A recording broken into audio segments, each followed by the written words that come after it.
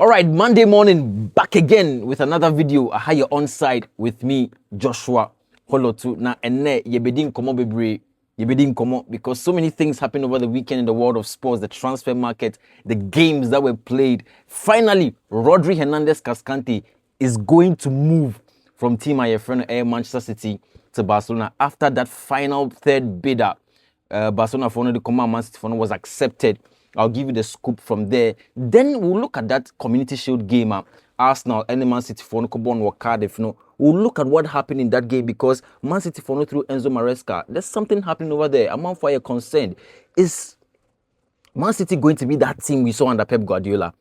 It doesn't look like it because as a Enzo Maresca first game now, a competitive match or boy and no, he didn't really find his feet. He struggled. And Obiye Bisa, can he fill those shoes at Pep Guardiola? A JC Huamano, right? For him to come and fill. Is it going to be difficult for him to get the team in a rhythm? He doesn't have time to put the team together. Premiership number started in just 1 week. How does he intend to get his philosophy across to his players? No, it has become a very concerning thing for Man City for fans. You better discuss it.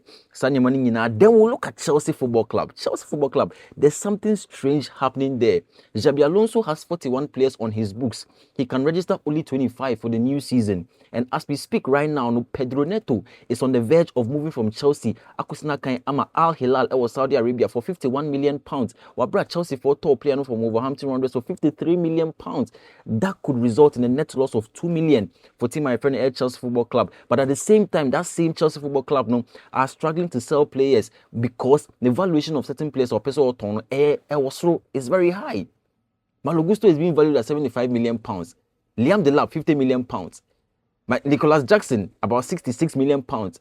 You can't sell these players if so why you so person with these valuations. You better sound coming in now. But before we do that, guys, Miss Remo, subscribe to this channel. Just look below the video, open the subscribe button. Click on it. The piano, I drop my analysis. You'd get to watch it and you'd really fall in love with all the things that I'm talking about, especially on the transfer market as well as all the analysis that you'll be zooming into the league very soon. When the leagues begin, you'll be doing common because the teams are coming with various tactics and various strategies that they want to win their games with, especially in the English Premier League. Into the BD sound coming in our. So if you're not subscribing to this channel, I'm begging you right now, please subscribe to the channel. Turn on the post notifications. They be a drop a video. You'll be one of the first people to receive it. And click on the all button. What's wrong? All button B. After clicking on subscribe, you all button B. Click on that one as well. Anytime I drop, by the minute you get the update, so that you can also enjoy the analysis. If you're a new viewer, welcome. This is Onside. If you are a returning viewer, thank you so much for coming back and for choosing my analysis. Guys, let's go straight into the news because Barcelona. Now, Enrano, I saw how happy the Barca fans were. Because it's quite simple. If a player who was going to your rival team at the last minute changed his mind, say, Obabi Sina Kain Amamo. And the deal, now as at some point, Man City they were dragging it because and first bid went, it was rejected. Second bid went, it was rejected. And the third bid finally, close to around 76 million euros, was what was finally accepted by a team, my friend Manchester City. You have every cause to be happy. And Joao Cancelo also terminating the contract with Al Hilal to move to Barcelona for a free transfer. So it was double, happiness for Barcelona fans. And I could really understand how happy they were, how joyous they were, because Rodri Hernandez Cascante in your team at this point when Barcelona needs that, diminutive number 6 now. It is good news, and I think it increases their chance of winning a UCL. But let's look at it. You see, Rodri, as a player himself, he has already stated his no person will come back to Spain. So it was quite clear, say, 3 years contract that Man City were given to him. He didn't want to sign it because he knew very well that saying Kenya Real Madrid in Pua, you get a chance to play for Barcelona, which is going to materialize now. But the figure for the transfer fee was what was being delayed because Man City of course, right now as we speak, they've sold Tiani Reinders 61 million euros. Abrantini free Man City or Al Qatair or Saudi Arabia. Now they are going to be selling Abrante friend Savinho. Okwakusina Kan Amatorian Mospe and Roberto Di Zerbi, and the player will leave for nothing less than £85 million. Then now, no, they are going to try and see if they can now sell Rodrigo Hernandez Cascante, but they needed the right price. Because on year, they would want to go back into the market and bring at least 1 or 2 more players before the transfer window closes.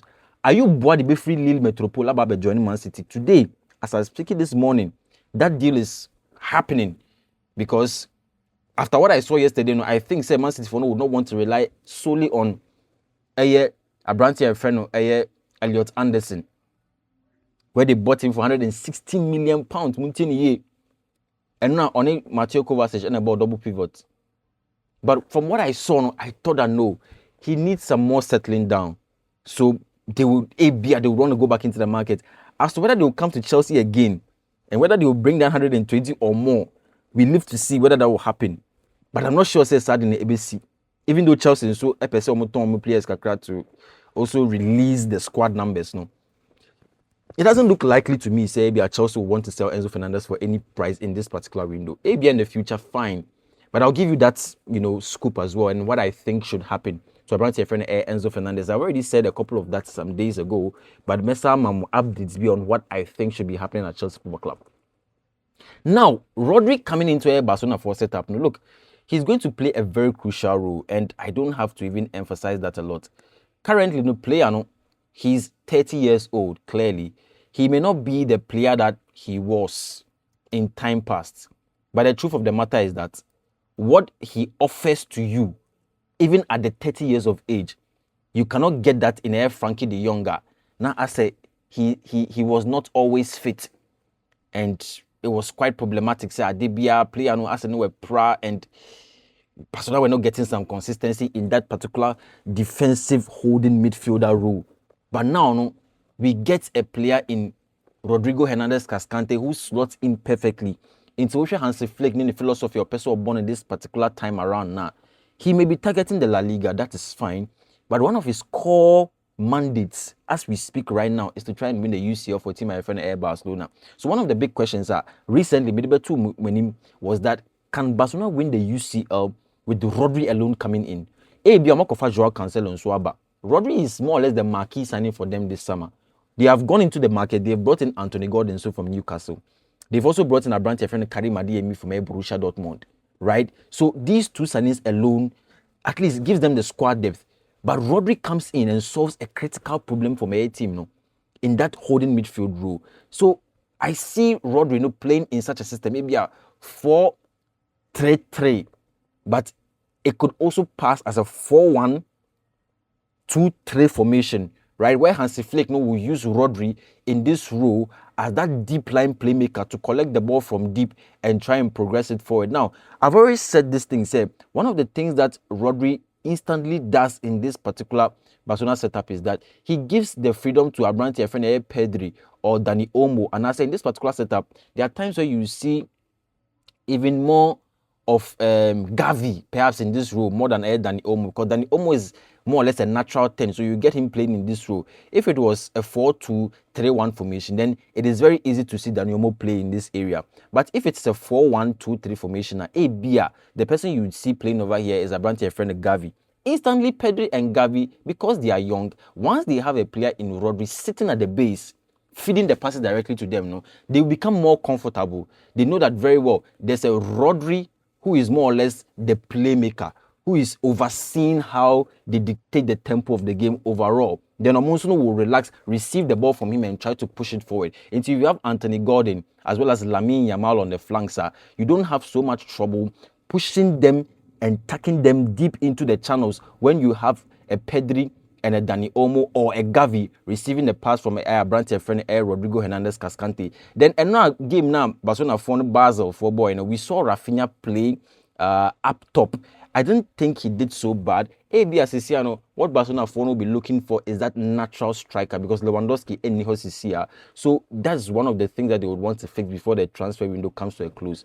But I don't know whether they would want to go into the market and splash the cash one more time. They may want to turn Rafinha into a certain, number 9 that can help them to get, certain chances at goal. Because now chance creation is the team is not going to be a problem with the introduction of Rodri. So it means that, of course, Rodri comes in, there's Pedri here, there's Dani Olmo here, who can also go forward and play in that number 10 role, and then Rodri can also come into the midfield here directly, and also get a very good attack. Now, there are times where Rodrigo Hernandez Cascante, as well as moving forward, aside receiving the pass from the back and moving forward, one of the things that really helps this Barcelona team is that we get a Joao Cancelo who push and create overloads in the midfield areas. And one of those things, and one of the reasons why those things are very important, and they say, so Cancelo Sisiana, he just gives the team not just width, but also chances to create a lot of variations in terms of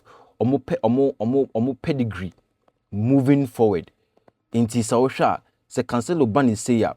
One of the things that you get is that now Barcelona have an overloaded area where they can now play various, variations of tactics, to be able to get the best out of the team. Into you see a Rodri still, cushioning the defense, collecting the ball from deep, but you get a Cancelo who offers you a lot of width on the flanks. Now when Anthony Gordon tucking in to get more men forward, to be able to overload the area, to get more goals, create more chances as well. And Rodri does not only do one thing, but the introduction of Cancelo as well will push him forward. He gets to tuck in sometimes. He'll get a Rodri who is very creative, can create the chances. There's a Pedri also who can also give them some, cover in the channels. Lamine Yamal is through on goal. He enters into the box. Daniel Monsu is good with chance creation. You also have Anthony Gordon. He can also go into the box and also try and get the crosses in. Rafinha, all he will do is to be able to be a bit creative enough to be able to get the chances and score. So these are the things that you get from the Barcelona team in this particular current season. Omokobo with Joao Cancelo as well as Rodri. New introductions to the team. And I think Hansi Flick has got a very, very good team now. Maybe he needs to get one more striker, because I honestly think Rafinha converting into a number 9, maybe they would want to just create depth in that left wing group. Maybe Anthony Gordon was Because Rafinha will still be needed in those areas. His crosses are sharp, or you're very creative. He has a way of getting into the box. Into number 9, I think that would help them very much. And I think Barcelona, they can now begin to prepare themselves, because this particular time around, to go into the Champions League is not going to be easy. There are teams that are going to press really hard, right? And one of the reasons why I think Rodri in the introduction here is very important is because of how he's good with counter pressing. I don't think there's any good midfielder or any better midfielder in terms of counter pressing as compared to Rodri right now. And that is one thing that benefits them. Secondly, because of the youthfulness of Pedri and Gavi, and also some of the injuries, sometimes you cannot even rely on these players for a very long time. That's one thing that may help Barcelona team, because they've gotten Rodri. Frankie de Jong is also that player you cannot rely on, and I've already said this in the past. I think it's very, very good Omenya start signing his way, because it's going to really help them. But Rodri, like I said, is 30 years old. 30 years old, would he be able to give them the performances that he needs? Maybe for one full season or 2 full seasons. But, the age is a factor. The age is definitely a factor. But I think now he's comfortable at where he wants to play. He went back to Spain, Barcelona. And maybe he can give them 4 solid years of continuous performance. I have no doubt about that. But we wish Barcelona all the best. And I think it's a very good signing on my end. I don't know. And Arsenal fan, when they were going into the game, I don't know, some energy drink, special one beer. Because once they started the game, there was a declaration of intent. I didn't have a declaration of intent. A team goes right into the game, and they set the mood right, they set the tempo right, and they score a goal within 30 seconds. Look, one thing that really stood out for me in another game was how Arsenal just passed the ball and quickly went through on goal. Quick passes, Mouse Lewis Kelly, just look at that through pass to Calafiori. And Calafiori just plays the ball. 24 seconds on the clock, and Arsenal were up. Look, I don't think it is exaggerating when I say Arsenal are going to defend their title this season. I don't think I'll be exaggerating at all.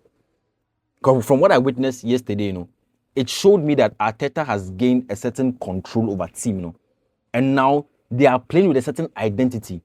And that identity is not about, hey, Bia, we are scared or we are afraid. It is about fearlessness, expressing yourself. It's about really knowing that you have the game in your hands and you need to play according to your strength. And then that is what I saw from Team my friend Air Arsenal. Because the kind of control they had, maybe in terms of statistics, ball possession, they were not really on top. Yeah, but the game, when they managed to find their rhythm, when they managed to, get into the groove, it was very difficult for Manchester City to take the steam out of it. And that is where the questions on Enzo Maresca is coming up right now. Enzo Maresca, look, I think it's too early. I'm not more criticizing Enzo Maresca. No, I think they need to take their time. Football has become very demanding because of the financial commitments, because of the frequent, firing of coaches. This particular year, I think it will go down in history as the year where there were so many managerial sackings. January 1 year, Enzo Maresca had been fired from Chelsea. From January 1 till now, we could count close to about 25 to 30 managers who have been relieved of their roles. Nottingham Forest, they appointed 4 managers last season alone. Nottingham Forest. You see, because of those things, I'm a coaching job. I am very demanding. So if you're a coach, and more so Manchester City, Pep Guardiola had been in the dugout for 10 good years. 10. He won the title back to back, 4 times in a row. It's Enzo Maresca said the pressure that the job comes with. And then now I got a glimpse of that because when you watch him closely at the touchline, he was confused. But I was saying this is a new guy. Of course, he's a disciple of Pep Guardiola, but he may want to do things differently. And right now, when you watch him, there are very similar, tactical frameworks that both managers implement. Because Enzo Maresca having worked under Pep Guardiola or Man City, coaching Leicester, coaching Chelsea, and then after the war, back to coach the team itself. So there were things that he might have seen when Pep Guardiola was the manager himself. Or those things would appear differently to him. He would have to find a way to deal with them because they say he's the manager. And then now after the game, now Ruben Diaz Edin Komobi, he said it that it will take some time to get adapted to Maresca's style, because it's quite difficult. It's not that easy. It's not that simple to take over from Pep Guardiola and everybody expects that on the first goal, he gets the result. Arteta has become that manager who is very smart, who has been able to settle his team down, managing the team for about 5 years now. He has now gotten what he can call his team. And that is why they are playing for him the way they are playing. In the end, I wasn't too surprised. Maybe one of the things I was really impressed with was Christos Solis' performance. The player, people are not really giving the guy. But when I watched him, even in that prison game, Robert is boy, and I was like, wow, this guy is good. Christos Solis, super excellent player. And I think the Arsenal, when they went to Club Brugge to buy the player, they really scouted pretty well. And when you're a player, he can fill in the shoes of a brand friend Air Martinelli, or even on that left-hand channel, like he would do so well. Christos Solis, I think he was one of the standout performers for team. But let's look at the other players. So Christos Solis was the standout performer, 8.7. Calafiori first one was super brilliant. Miles Lewis Kelly gave the assist. Then Bruno Ginsu had his debut. He didn't do so bad, but I think he also settled down into that team and he will do very well.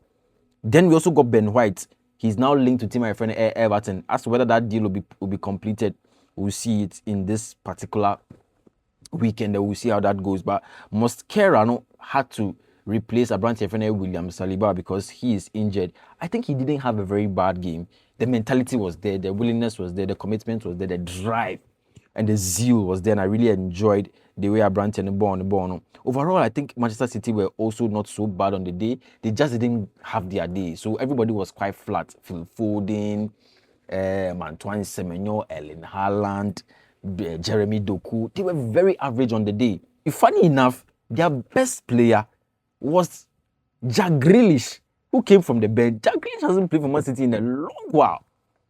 And I didn't even see how he got back into the team. But he came back, and then When he came off the bench, I thought say he was one of Manchester's best players. So honestly, to be very frank, I think say Maresca needs time, but he doesn't have that time. Because Man City need to compete and they'll play in Europe. But the pressure will be on him because after this game, no, people are going to also analyze it very well and use it against him in this season. And I honestly think, say, I know he will not be able to handle the pressure that comes with it. But of course, he needs to be very careful. And if he continues like this, I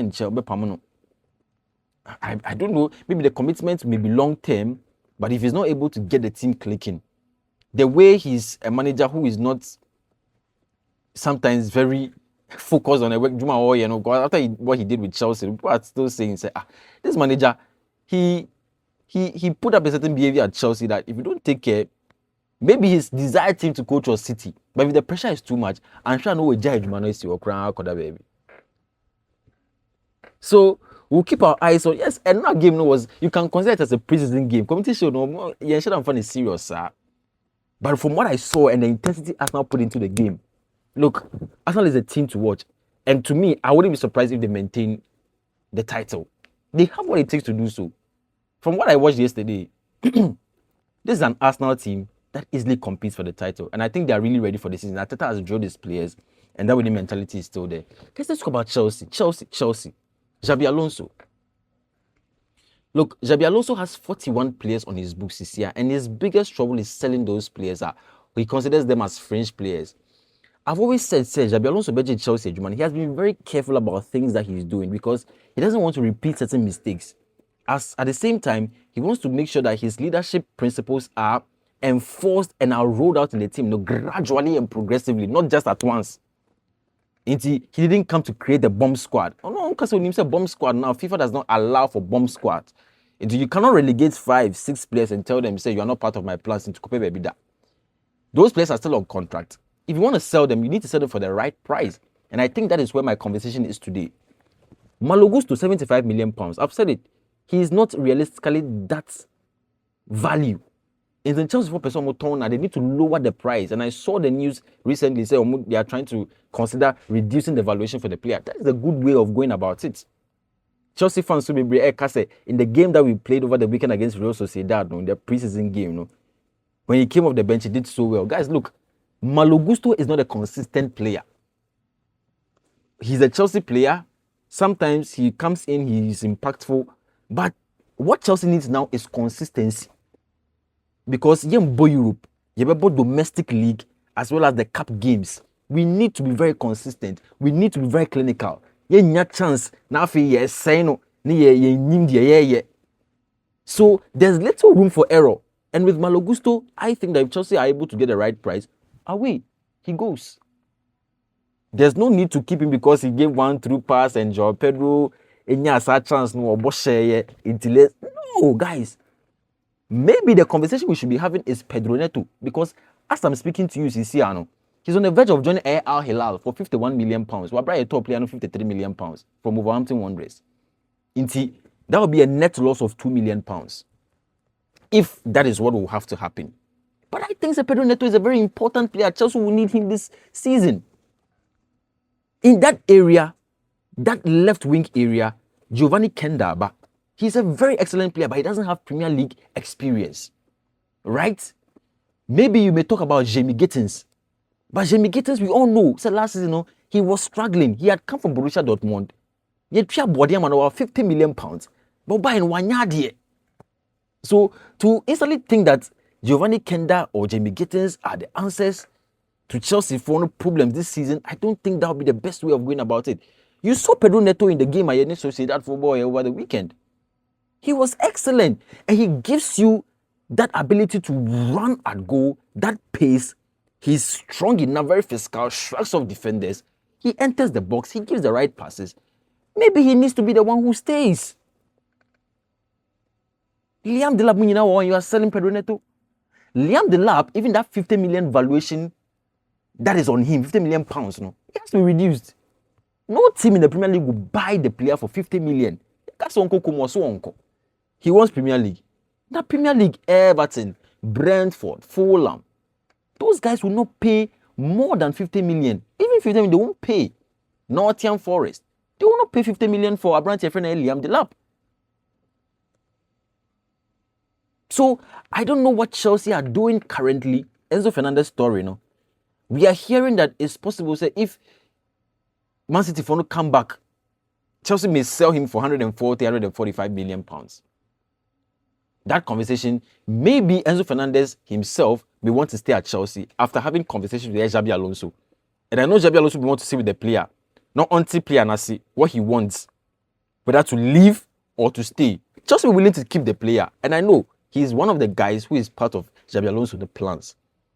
But after that conversation that they will sit down and talk, no, whatever will come out of it, I don't know.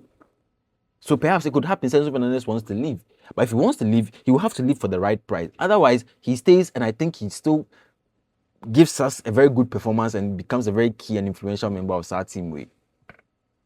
Nicholas Jackson, same conversation. Nicholas Jackson, you don't know whether he wants to leave or he wants to stay.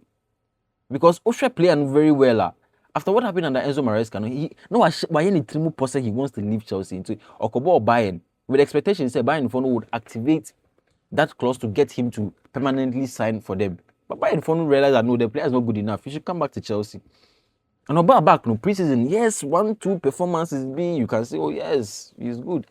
But is he the one to stay? Should he stay? Ubisami, I don't think so. He wants playing time. And then Chelsea for forwards, the Joao Pedro will be number 1. Danny Welbeck has come, experience. He's also there. So, Nicholas Jackson acquired number 3 on that pecking order, because currently Chelsea is going to thrive on double 10 in that starting lineup. There's Cole Palmer there, there's Morgan Rogers there. They are both playing in the same system. Only one forward can play at a time. And your Joao Pedro better than Welbeck. Nicholas Jackson, we are not playing in Europe. If the right price came for Nicholas Jackson, we bus. Claire, I'm a fair German. Claire, away. Chelsea don't have to do a lot. I think this week that'll be one of the things that Chelsea want to look at. Because Axel Dizazi, he has to leave. Abrante friend Trevor Chalobah, he's gone. Benoit Badiashile is also on his way out. Right? But a couple of other players go Magi, that Trufofana, So Chelsea needs to sell, guys. Let me know what you think in the comments. Leave your comments, drop your comments, share, like, and also, guys, subscribe to the channel.